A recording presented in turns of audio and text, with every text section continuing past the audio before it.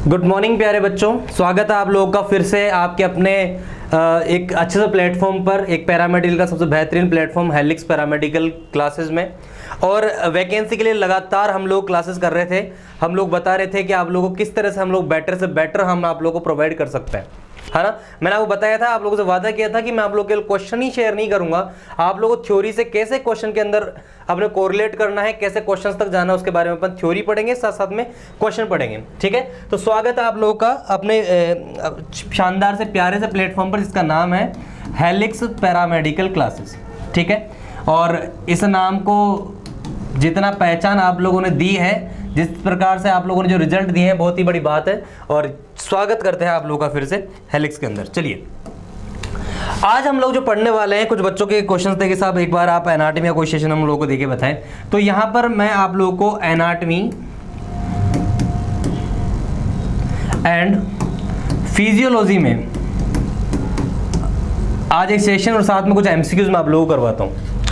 जो बच्चे सोच रहे हैं कि हम लोग यहाँ पर क्या क्या पढ़ाने वाले हैं, तो मैं आपको बता दूं कि हम लोग ऑनलाइन क्लासेस में हम लोग क्या क्या डिस्कस करने वाले हैं। ऑनलाइन क्लास में हमारे पास क्या क्या है, देखो फर्स्ट ईयर सारे के सारे डिप्लोमा उन सब के फर्स्ट ईयर हमारे पास ऑनलाइन होंगे, सारे सारे डिप्लोमा उनके सेकेंड ईयर हमारे पास ऑनलाइन होंगे।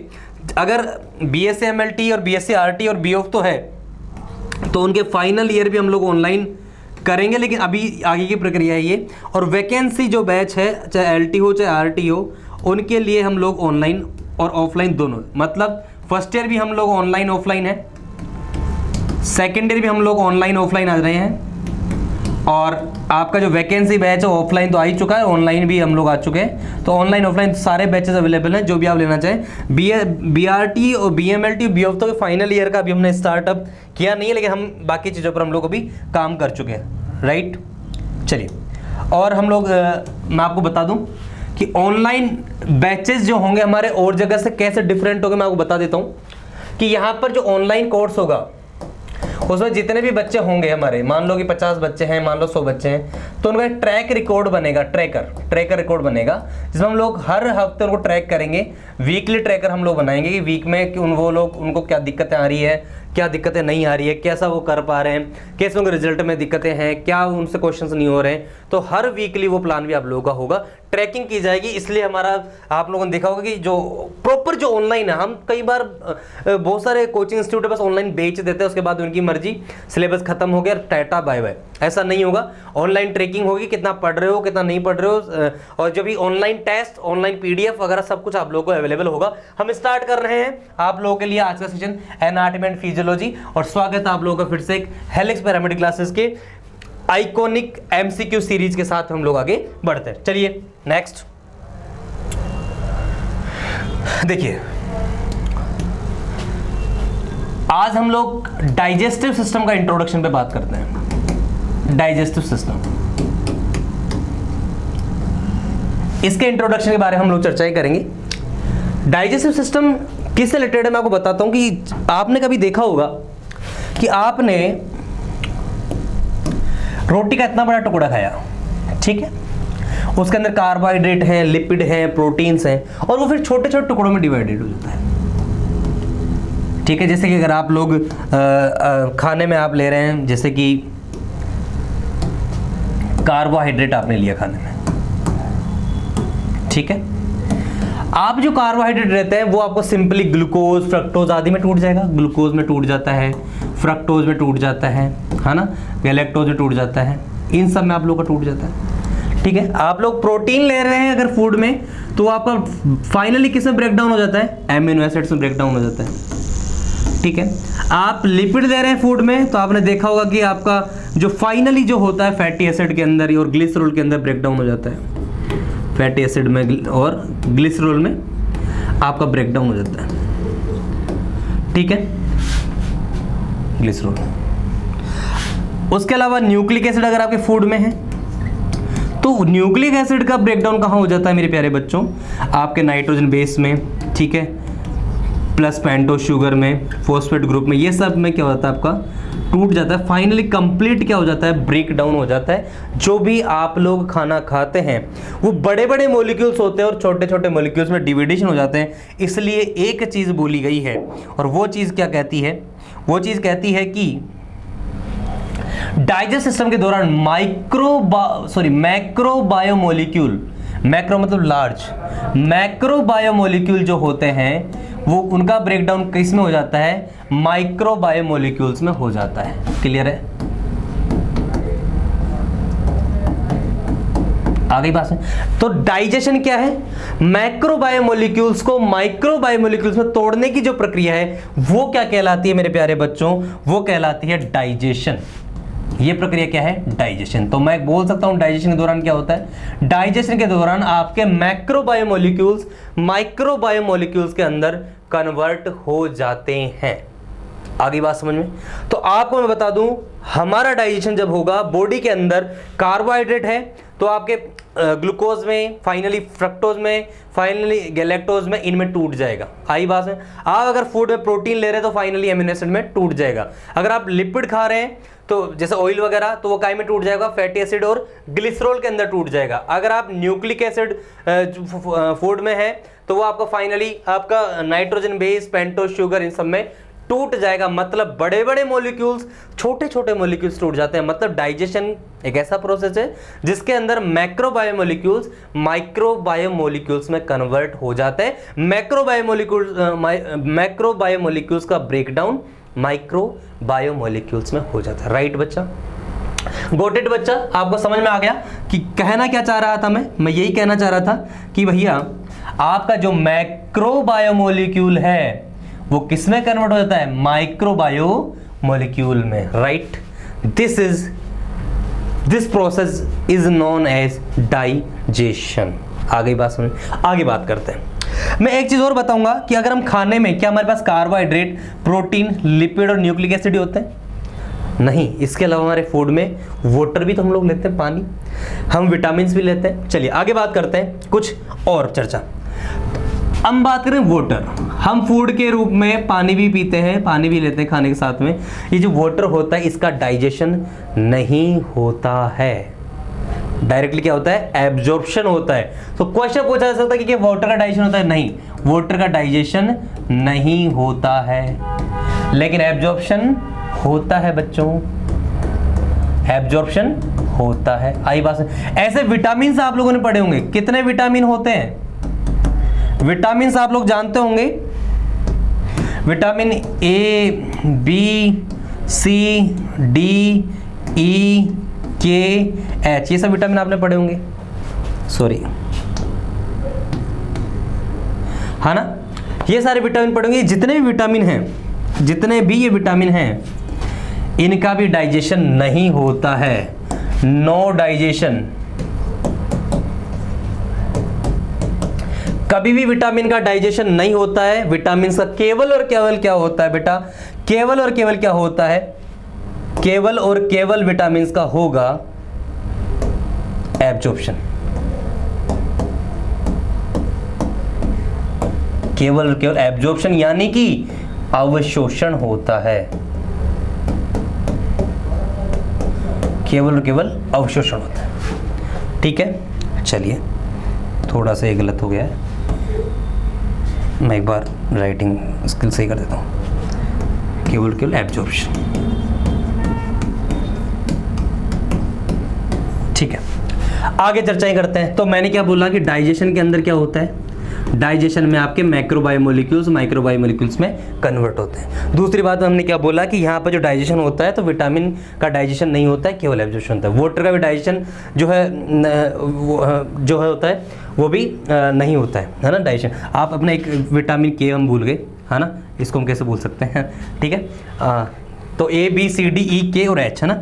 आपको मैं बता दूं कि एच जो होता है ना तो वाटर सोल्यूबल होता है ना फैट सोल्यूबल होता है। क्वेश्चन आया हुआ है आप लोगों के आरआरबी में कि विटामिन एच जो होता है ना तो फैट सोल्यूबल होता है ना वाटर सोल्यूबल होता है, ऐसा क्वेश्चन आया हुआ है ना। तो ये मैंने के भूल गया था, मैं एच के साथ के भी था, लिखने भूल गया।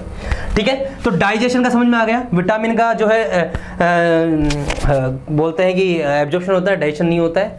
और वाटर का भी क्या होता है। अब एक चीज़ बता सकता हूँ, एक क्वेश्चन आता है यूनिवर्सल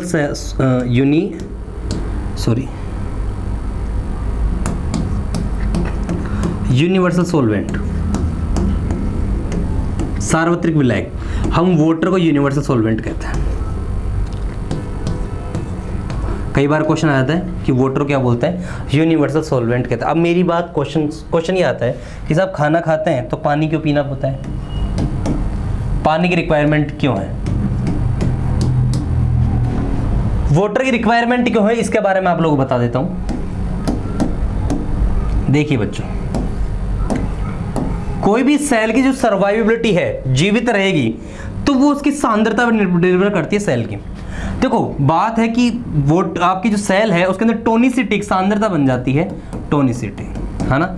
मान लो किसी भी सेल के अंदर आपके केमिकल ज़्यादा होंगे, केमिकल कॉन्स्टिट्यूएंट ज़्यादा होंगे, तो उसको पानी की रिक्वायरमेंट पड़ेगी। आई बात समझ में? तो यहाँ पर टोनिसिटी का ऑस्मो रेगुलेशन का काम करता है हमारा वाटर, परासरण नियमन का काम करता है। जहाँ पर पानी कम होगा वहाँ पर पानी पहुँचाया जाएगा, और इसको बोलते हैं ऑस्मो रेगुलेशन यानी परासरण नियमन। अगर वाटर नहीं है तो हम खाना खाने के साथ पानी क्यों पीते हैं, क्योंकि हम लोग मसालेदार सब्जियां भी खाते हैं, है ना, हम लोग बेसिक सब्जियां भी खाते, बेसिक मटेरियल भी खाते हैं, एसिडिक मटेरियल, तो उनको बैलेंस करने के लिए केमिकली जो पीएच चेंज हुआ है हमारी बॉडी में, ऑस्मो रेगुलेशन मेंटेन करने के लिए हम लोग वाटर को इंटेक करते हैं। आ गई बात समझ? और वाटर का जो इंटेक है वो टोनिसिटी पर डिपेंड करता है, और हमारी सेल में टोनिसिटी कौन कौन सी बनती है, या तो आइसोटोनिक बन जाता है जो नॉर्मली होना चाहिए, या हाइपरटोनिक बन जाता है, हाइपरटोनिक मतलब सेल के अंदर केमिकल कांस्टेंट ज़्यादा, या फिर हाइपोटोनिक बन जाता है। आ गई बात समझ में? तो अगर सेल के अंदर आइसोटोनिक माहौल बना हुआ है तो वो सेल क्या करेगी, वाटर को नहीं लेगी। अगर हमारी सेल के अंदर माहौल बना हुआ है, मान लो केमिकल कांस्टेंट जो है वो ज़्यादा है, तो वहाँ पर वाटर की ज़रूरत, वो सेल्स वाटर लेंगी। अगर हाइपोटोनिक बना हुआ है तो वो सेल्स क्या करेंगे, वाटर का रिमूवल करेंगे। ठीक है, तो यहाँ पर पानी की जरूरत इसलिए हम खाना खाने के साथ में पानी से लेते हैं, ताकि केमिकली जो चीज़ें हैं वो बैलेंस हो और ऑस्मो रेगुलेशन काम बॉडी आराम से कर पाए। इसलिए हम बार बार नियत समय पर पानी को पीते रहते हैं। क्लियर है? चलिए आगे बात करते हैं अपन लोग बेसिक पर। एक चीज़ मैं बता दूं, मैं आप लोगों को एक डायग्राम बनाना चाहूँगा, और एक सुंदर सा डायग्राम के साथ हम लोग शुरुआत करेंगे। बेसिक चीज़ों के साथ हम बढ़ते हैं। ये आप लोगों ने देखा होगा,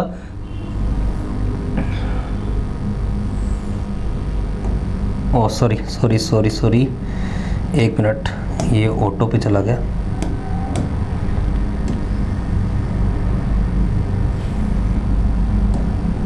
देखो बच्चों,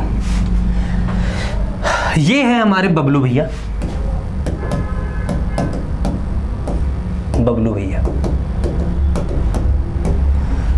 भैया क्या कहते हैं? देखिए, बबलू भैया की बॉडी की हम लोग बात करेंगे, डाइजेस्ट सिस्टम की बात करेंगे, तो बेटा यहाँ पर आपका एक केविटी बनता है, जैसे हमारे दो लिप्स होते हैं ना, अपर लिप्स है और लोअर लिप्स है, दोनों को अगर हम ओपन करेंगे तो टीथ आएगा। फिर अंदर जो केविटी बनती है उसको बोलते हैं बकल केविटी या ओरल केविटी। तो ये जो हमारा पार्ट है, वो है buckle cavity.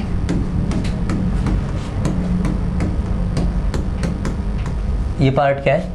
Buckle cavity. Buckle cavity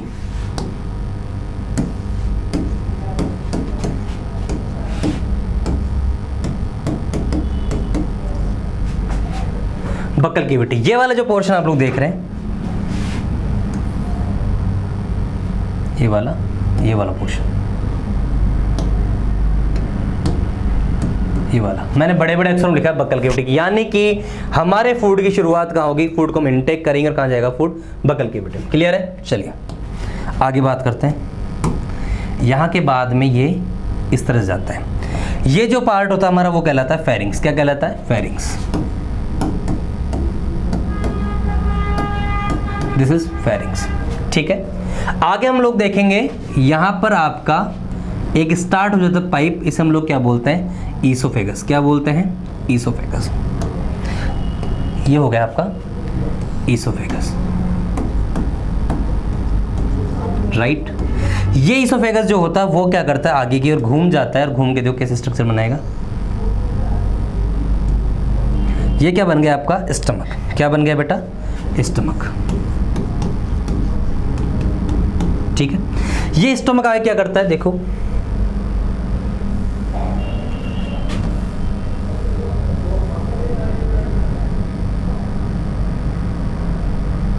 ठीक है, थोड़ा सा डायग्राम को अपन, अब स्टमक आगे क्या करेगा, जैसे घूम जाएगा आगे, देखो ठीक है।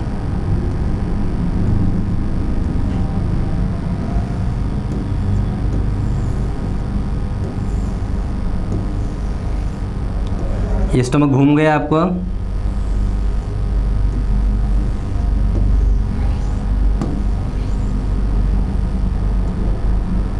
देखिए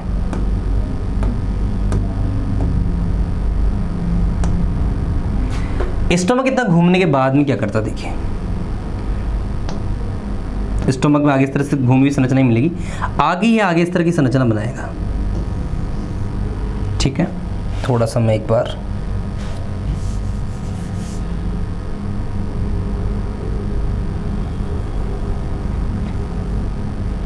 ठीक है,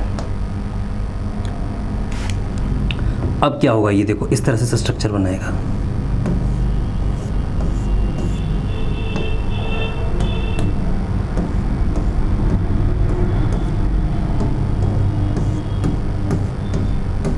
कुंडलित जैसी संरचना बनेगी।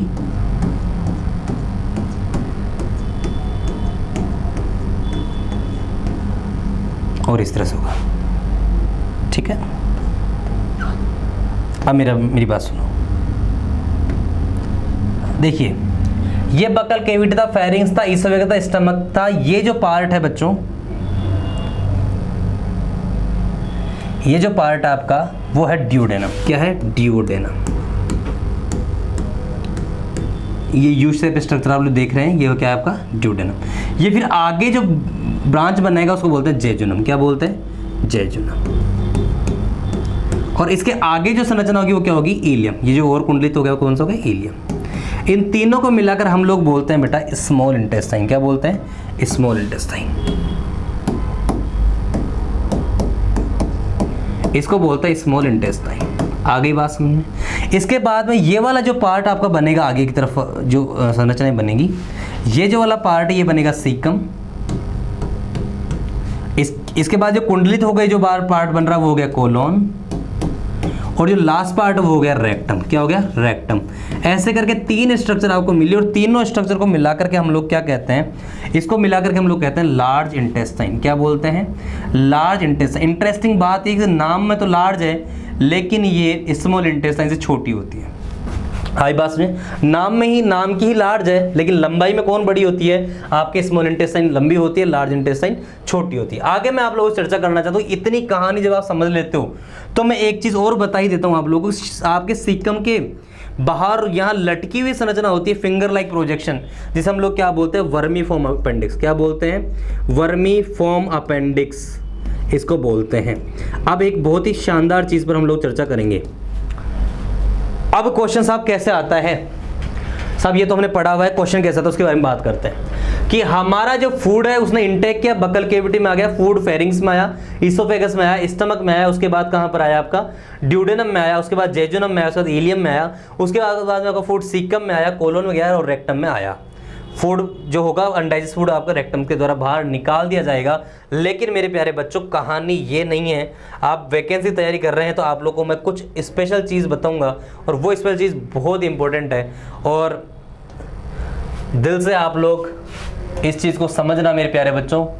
हार्ट से रिलेटेड है ये चीज़ आप लोगों के लिए, और दिल से जुड़ जाएगा। क्वेश्चन आया हुआ क्वेश्चन है आपका रेलवे में, इसलिए हम लोग बात करते हैं इसकी। देखिए बेटा, यहाँ पर बहुत इंपॉर्टेंट चर्चा हम लोग करने वाले हैं कि हमने फूड का जो इंटेक किया। मैं आप लोगों को एक बार थोड़ा सा कोना लेना चाहूँगा इस बोर्ड का। ठीक है, ये आप लोग समझ में आ गया होगा। तो देखिए हम बात करते हैं कि देखिए intake of food.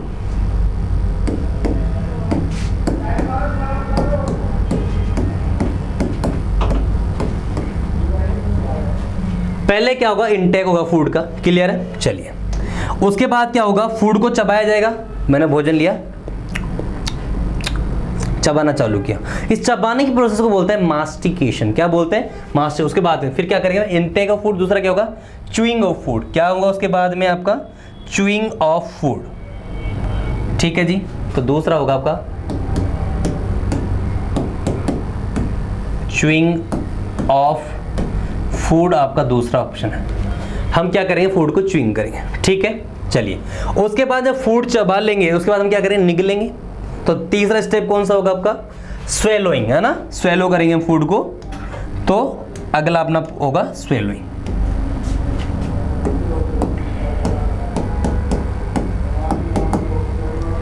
Swallowing of food अपना नेक्स्ट स्टेप होगा।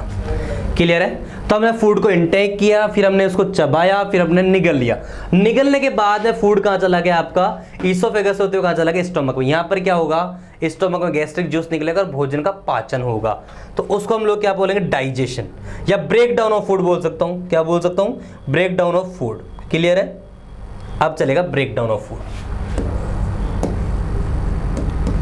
ब्रेक डाउन ऑफ फूड, हम फूड का ब्रेक डाउन करने वाले हैं। ठीक है? अगला, जब फूड में ब्रेक डाउन कर लूंगा तो वो पूरी तरह डाइजेस्ट जब हो जाएगा, तो बच्चों यहां पर कहानी सुनो, जो आपका स्मॉल इंटेस्टाइन होता है, ये आपका स्मॉल इंटेस्टाइन, ये रहा देखो, ड्यूडेनम से स्टार्ट हो गया। तो यहां पर जब होता है तो यहां पर देखो, यहां पर होती है ऐसी क्या, ब्लड कैपिलरी होती है, बॉडी में ब्लड वेसल्स होती है। यहां पर जो आपने फूड डाइजेशन हो गया है, तो डाइजेस्ट फूड यहां से आपके छोटे यहां से कहां चला जाएगा, यहां पर एंटर कर जाएगा। आगे बात है, छोटी आंत से ही होगा, कुछ बड़ी आंत से होगा, स्टोमक वगैरह से नहीं होगा। ज्यादातर जो चीजें होगी कहां पर होगी, छोटी आंत में। तो यहां पर जब फूड डाइजेस्टेड हो जाएगा, वो फूड यहां से कहां चला जाएगा, ब्लड वेसल के अंदर चला जाएगा। मतलब मैं यहां पर क्या बोल सकता हूं कि digested food enters in blood vessels. Digested food, sorry,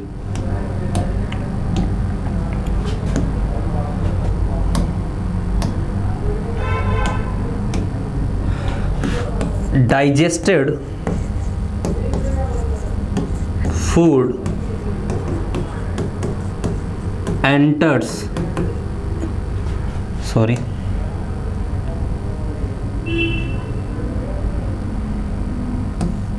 एक minute, enters in blood vessels।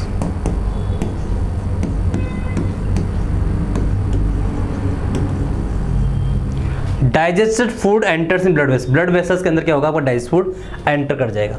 लेकिन ब्लड वेसल्स लेकर क्या करेंगे इसको, यहां पर जो डाइजेस्टेड फूड चला गया वो रिक्वायरमेंट किनको, सेल्स को है। तो यहां से जो आपका एब्जॉर्ब हो गया वो फूड कहां चला जाएगा, इन सेल्स तक चला जाएगा। ठीक है? तो डाइजेस्टेड फूड जो अमाउंट, डाइजेशन के बाद जो अमाउंट बनेगा वो कहां चला जाएगा, सेल तक चला जाएगा। आगे बात समझे? नेक्स्ट लिख देते हैं अपन लोग।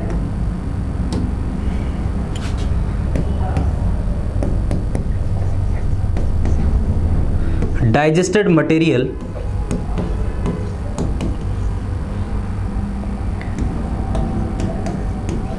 Enters in sales.